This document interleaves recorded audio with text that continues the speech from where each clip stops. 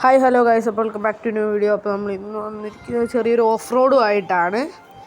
അപ്പോൾ നമ്മൾ ഒരു പുതിയ വണ്ടി ഇറക്കിയിട്ടുണ്ടായിരുന്നു, ഒരു ഫ്രീ കാറാണത്. നമ്മളതൊരു ഓഫ് റോഡ് ടൈപ്പിലാണ് ഇറക്കിയിരിക്കുന്നത്. അത്യാവശ്യം ഒരു ക്ലാസ് ലുക്കിലുള്ളൊരു വണ്ടിയായിരുന്നു. ഒരു ബ്ലൂ കളറാണ് ഈ വണ്ടി. അത്യാവശ്യം ലോവേഡായിട്ട് കിടന്നതാണ്. നമ്മളത് വലിപ്പത്തിലാക്കി, ടയറെല്ലാം വലുതാക്കി, അലോവി വലുതാക്കി, പിന്നെ ബോണറ്റ് മാറ്റി, ലൈറ്റ് ഇട്ട്.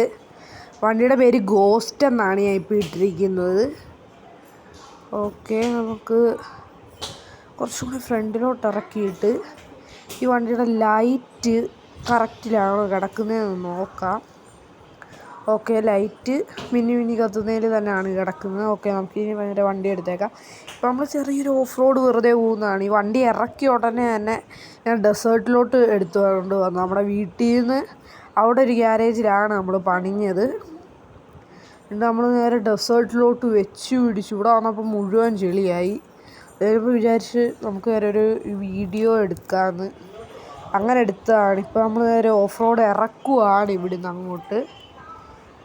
ഓക്കെ, ഈ വണ്ടിയുടെ ഇതെന്ന് പറഞ്ഞു കഴിഞ്ഞാൽ ഇപ്പോൾ ഹൈറ്റിലല്ലേ വെച്ചിരിക്കുന്നത്. അത്യാവശ്യം സ്പീഡിൽ പോയിട്ട് തിരിച്ചു കഴിയുമ്പോൾ ഈ വണ്ടി മറിഞ്ഞു പോകും.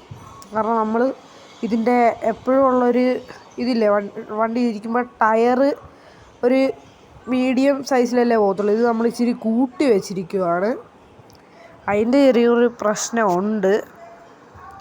പിന്നെ അത്യാവശ്യം പതുക്കെയാണ് ഞാൻ പോകുന്നത്. അത് കാരണം നമുക്ക് വരെ ഇതിലൊന്നും എടുക്കാം.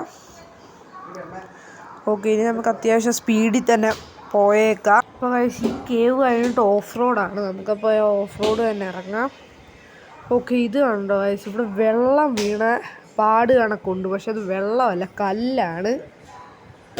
പിന്നെയാണ് എനിക്ക് മനസ്സിലാകുന്നില്ല. ഓക്കെ, നമുക്ക് നേരെ ഫ്രണ്ടിലോട്ട് പോവാം.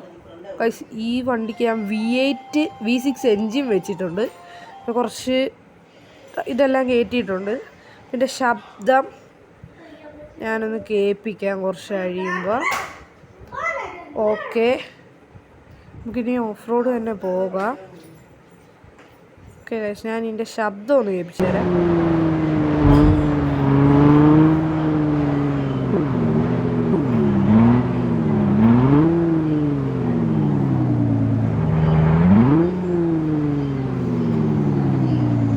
ഓക്കെ ഗൈസ്, ഇതാണ് ഈ വണ്ടിയുടെ ശബ്ദം. നമുക്കപ്പോൾ ഇവിടെ ഒരു സ്ഥലം കണ്ടിട്ടുണ്ട്. നമ്മളത് അവിടെ ഇറങ്ങി നോക്കും. ഞാനിത് ആദ്യമായിട്ടാണ് ഇങ്ങനെ കാണുന്നത്.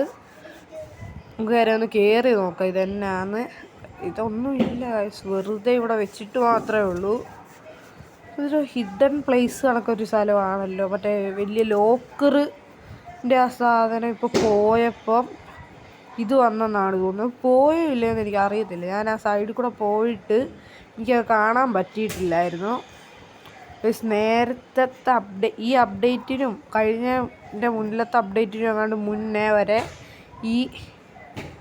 ഈ മാപ്പ് പുതിയ ഡെസേർട്ട് വന്ന് ആ സമയത്ത് ഇവിടെ ഒരു ചാട്ടമായിരുന്നു. ഈ ചെറിയൊരു പാലത്തിൻ്റെ ഇവിടെ കുറച്ചുകൂടെ ഫ്രണ്ടിലോട്ട് പോയി കഴിയുമ്പോൾ ഒരു പാലമുണ്ട്.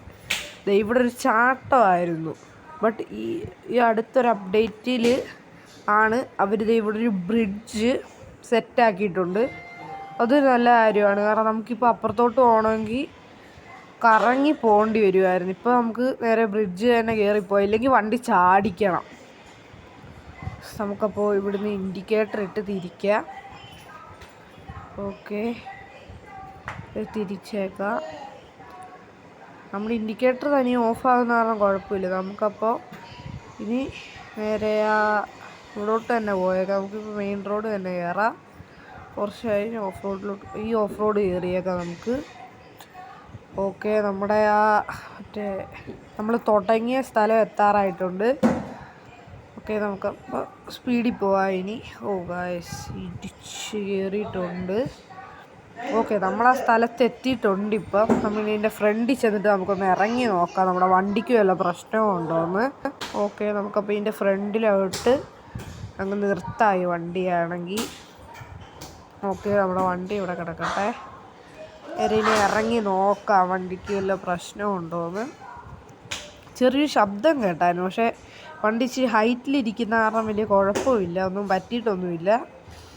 നമുക്കിതങ്ങ് ഇടിച്ച് കയറിയേക്കാം.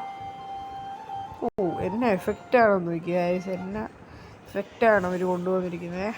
ഓക്കെ, നമ്മൾ നേരത്തെ അതിലമ്മഴയാണ് പോയത്. ഓപ്പോസിറ്റ് സൈഡിൽ കൂടെയാണ് നമ്മൾ വന്നത്. നമുക്ക് വരെ കയറ്റാം. ഓക്കെ, ഫ്രണ്ടിലോട്ട് പോയി. ഹമ്പെല്ലാം കയറുന്നത് വണ്ടി കുലുങ്ങുന്നല്ല വണ്ടി ഹമ്പ് കയറുമ്പോൾ. ഓക്കെ, ഇതും സെറ്റ്.